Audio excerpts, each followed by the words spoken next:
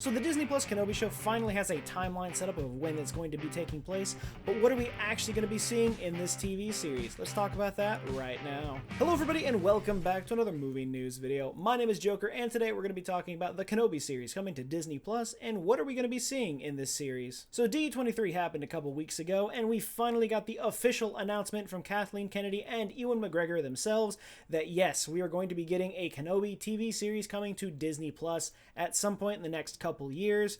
Finally, it's official, it's canon, we're all excited for it. We've been waiting for this for years and years and years of interviews with Ewan McGregor going, maybe if they give me a call or, if anyone wants to get in touch with me, I'd be happy to come back. And yes, he's finally coming back to play our favorite Jedi Master, Obi-Wan Kenobi. But the show was confirmed and our first thought was, when is it going to take place? Obviously, it has to take place between episodes 3 and episode 4, but there's a 19-year gap between the two movies, so at what point are we going to be seeing this show take place? And it was officially announced that, boom, it takes place 8 years after the last time we see him in Revenge of the Sith. So I'm assuming that means 8 years after we see him drop off Luke to Owen and Beru in the end of Revenge of the Sith. So we still got 11 years after that to go and to see what's going to be going on, but I think this is perfect. For one, if it took place directly after Revenge of the Sith, there wouldn't be so much to build up to. We already know exactly what the fallout is of Revenge of the Sith, and we want to know how exactly he would transform into Ben Kenobi. So having it be 8 years after the events of the movie, we can see what has happened since then with the rise of the Empire coming to its true form, and as far as,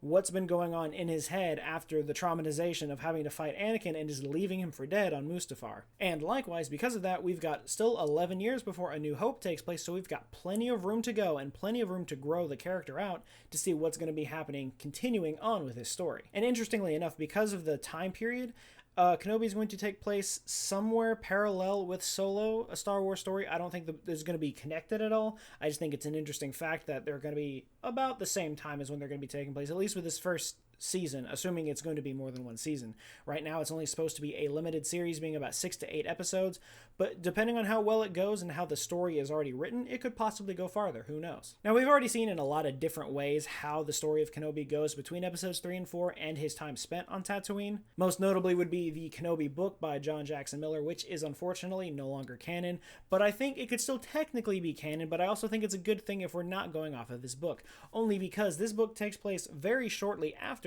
he gives over Luke to Owen and Beru, so there's no gap in the time, and the book only spans about 6 months out of the 19 years. So while he's there for the entire time, we only see small portions of 6 months of the stuff that goes on Tatooine. So throwing that out of the way, and this taking place 8 years after, we would be long after the events of that book, and there's still a lot more to cover. And then everyone wants to know then, if that's the case, what's going to be happening in this series? What are we going to see? What are we not going to see? And there's a big list for that. First of all, the one thing that I think we should see is the backlash of him discovering that Darth Vader is still alive. He obviously knows that Anakin has become Darth Vader in Revenge of the Sith. We see that when Palpatine is talking to him on the HoloNet footage that they have in the security cameras in the Jedi Temple, but there's more to that. He doesn't necessarily know if he lives or dies after he leaves him there on Mustafar.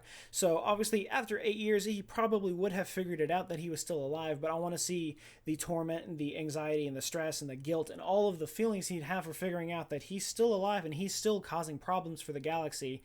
And it's kind of weighing on his shoulders that, it may be his fault that he didn't try enough to help him, or the fact that he thought everything was taken care of when in reality, now he's back and he's still Darth Vader. Another big thing I think we need to see is Qui-Gon Jinn, because we already know at the end of Revenge of the Sith, Yoda says that he has training for him in his solitude on Tatooine, and that is that Qui-Gon Jinn has returned from the Nether and he has figured out a way to create the Force Ghost. That was the first known, in canon at least, it's supposed to be the first version we've seen of a Jedi become a Jedi Force Ghost. So that's how that starts. So now he's got training to communicate with Qui-Gon, and it is already shown in a supposedly canon. It's like off and on with the Star Wars book, Star Wars from a Certain Point of View, which is a collection of short stories, one of which is from our favorite author, Claudia Gray, who writes a short story talking about Obi-Wan talking with Qui-Gon Jinn in his solitude on Tatooine.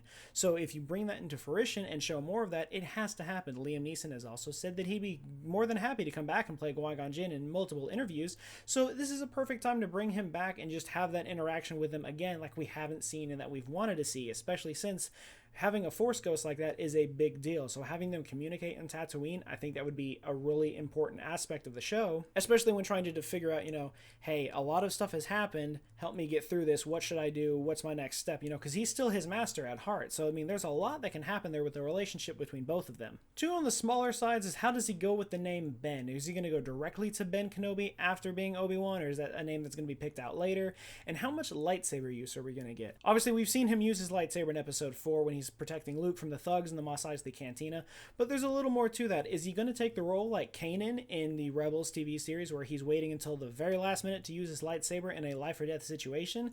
Is he going to be sticking on more possibly hand-to-hand combat and only using his lightsaber when it's absolutely necessary to not give away the fact that he is still a Jedi in this world that now, quote-unquote, hates them because the Empire has twisted everyone? So that's a really, what's going to happen there. In the novelization, he only uses it once toward the very end, but the only person who sees it is the antagonist. He ends up getting killed anyway, so no one really knows that he's still a Jedi. So, again, there's a lot that could be going on there. Another big thing is location. Is he going to be staying on Tatooine throughout the entire series, or is he going to be having to leave and go on other missions to protect Luke? Because that's one of the main reason he's there to start with. I think it would be a lot easier for them to keep him on Tatooine, because I still think they could fit enough to do in the small series that we have, including gangster stuff such as Jabba the Hutt, or possibly the Empire sending Inquisitors after Force-sensitive beings that they field, which could possibly be Luke, and them just sending there to check it out, because we all know Darth Vader does not like sand, so I don't think he'd be stepping on Tatooine anytime soon. But because of that leads to a bigger question: is, are we going to see anything of Luke, Aunt Beru, and Uncle Owen?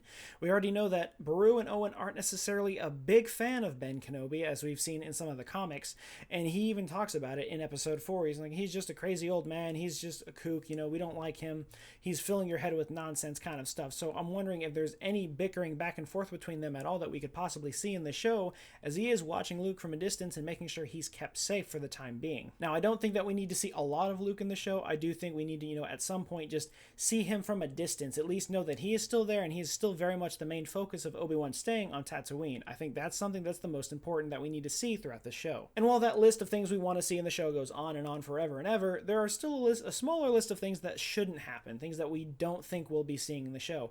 And the only one I really have is Maul. Now, hear me out. I understand everyone's like, you can't have this show without Maul in it. Darth Maul and Obi-Wan is like the dynamic battle duo. We've seen it as far as episode 1 going all the way through the Clone Wars, and then at the end of Rebels, they've been fighting their entire lives. How are you going to do the show without Darth Maul? And here's my reasoning. So for starters, this takes place 8 years after Revenge of the Sith and goes parallel with Solo. Solo is still canon, and in the end of Solo, we get a glimpse of Darth Maul, which what we believed was going to be setting up the Bounty Hunter Wars, which was going to be a thing between him and Jabba the Hutt. I don't know if that's going to be played out at all. If it's possible, that's great. If not, oh well. But at that time, he's preoccupied over there. So at least in this series, we cannot have Maul. Also, because of the timeline, we cannot have Maul because he's also involved with Rebels. And aside from that, he doesn't even know where Obi-Wan is, and he doesn't even know he's alive. Toward the end of the Rebels TV series, we find that Ezra and Darth Maul put the holocrons together to find the answers they're searching for. Both answers lead them to Tatooine, and at that point when he discovers it, Maul realizes that he's still alive and he knows where he is. He runs out screaming he's alive. So it isn't until that point where he actually knows that Obi-Wan is still alive and where to find him. So they have not crossed paths in between episodes 3 and 4 up until that point. And it isn't until Ezra leads Darth Maul to him on Tatooine that we see him. So I do not think that Obi-Wan and Darth Maul are going to cross paths in the show whatsoever. Maybe if they leave, possibly, but even then, there's nothing that leads to the point of thinking that they could still be alive. Now, I'm sure there are thoughts from Obi-Wan knowing that Darth Maul is still out there and possibly looking for him, but Darth Maul has no closure. He has no idea if he's alive or not. Now, I think it could be possible that if the show ends in the same way that his arc does in Rebels, that we could finally see a final showdown between an older Obi-Wan and Darth Maul, but that's as far as I think we would get with seeing them both on screen. Again, I don't think it's out of the question to at least put Darth Maul on the show and have him have his an arc parallel to Obi-Wan without them meeting, just to know that Darth Maul is still out there.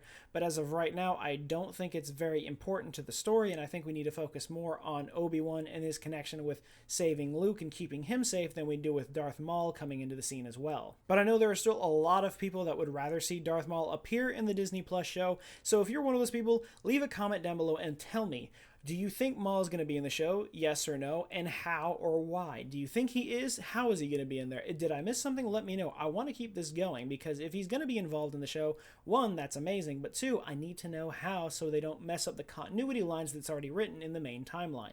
But let me know in the comments down below and let's talk about it. But until we get any more news on this Obi-Wan Disney Plus show, that is going to be it for this video, guys. Remember, if you like what you saw, be sure to leave a like, comment, and subscribe. Let me know in the comments down below if you want to see more movie news videos or if you'd like to see anything else. But until then, and as always, I will see you guys next time.